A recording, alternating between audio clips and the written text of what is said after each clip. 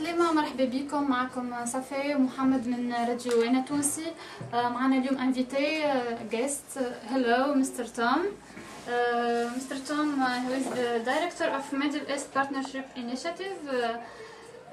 He assisted programs promoting democracy and human rights. Hello, Mr. Tom. Hello, thank you very much for inviting me onto your show today. It's a pleasure to be here. Okay, we'll talk about essentially about the Middle East Partnership Initiative. What can you say about it? Well, as you describe it, this is a program that was created about 9 years ago in the United States with the goal of partnering with civil society organizations and activists and private sector individuals throughout the Middle East and North Africa to help support their efforts to advance political, economic, and social reform. So we view ourselves as facilitators or assisting really those in the region who are taking direct action to improve their lives and improve the future of their countries. It's something that we're very proud to do. Again, our goal is to provide support and assistance for those who are making the real change in the region. Okay, how do you see the participation of Tunisian youth in democracy in Tunisia, especially? Well, I should say just in general that I myself personally and Americans in general have watched with tremendous interest all the changes that have taken place in this region. Not always smoothly, not always peacefully, but I think towards goals and objectives that we as Americans value and recognize. People's decision or people's interest in having a voice in their own governance and being able to determine their own futures. That's very much a part of the American experience. So I should say there's great support for the efforts of youth both in Tunisia and throughout the region, as I say, to try to change their governance and improve their lives. And in my office, we have devoted a particular amount of our assistance to Tunisia, both through local grants like the one to this radio station and to others as well, because we have certainly recognized Tunisia's leading role in promoting reform throughout the Arab world. So I can say that when the elections occurred peacefully, when the goals of the revolution have at least made some progress, there was a great deal of pride and admiration even among myself and my colleagues in MEPI, because we were glad to play even a very small role in trying to assist the efforts of people here. Mr. Tom, how can you evaluate the participation of young people in making a more tolerant Tunisia, a more participate even in associative life? Well, I think the role of the youth is absolutely key in Tunisia and elsewhere. I mean, I think the experience of the revolution demonstrated that young people are active, are willing to take risks, and are committed to a better future for themselves and their fellow Tunisians. And I think that the values that they demonstrate and the goals to which they aspire are ones which, again, I myself and Americans value greatly.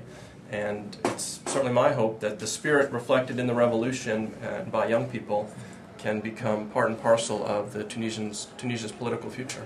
So we expect more projects in Tunisia by the MEPI? Yeah, I think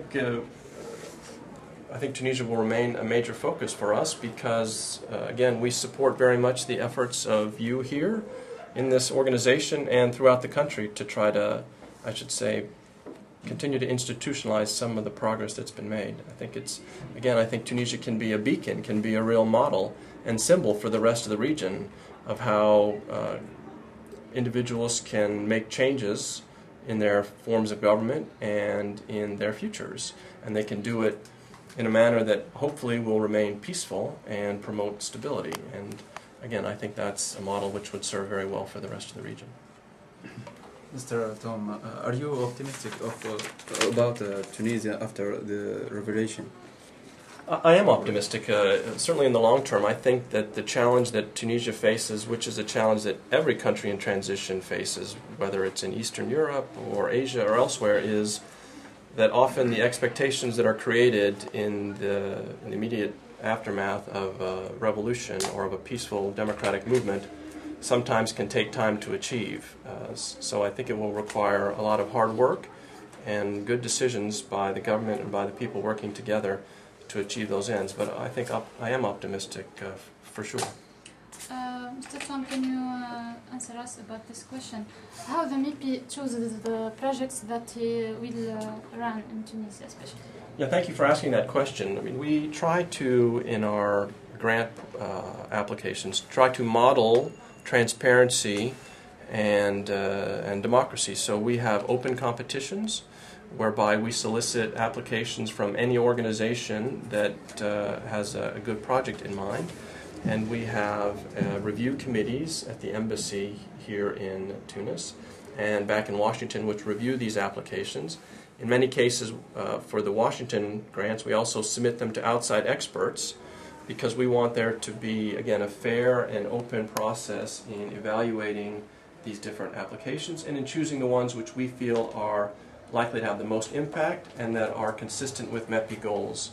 What we don't want to do is, have a situation where there are just a few people making decisions because, again, that's not consistent with the goals we espouse at MEPI and that for which we're looking to partner with organizations in the region. Again, with Mr. Tom, I want to ask you a question. To which extent MEPI has achieved its goals through its achievements in Tunisia?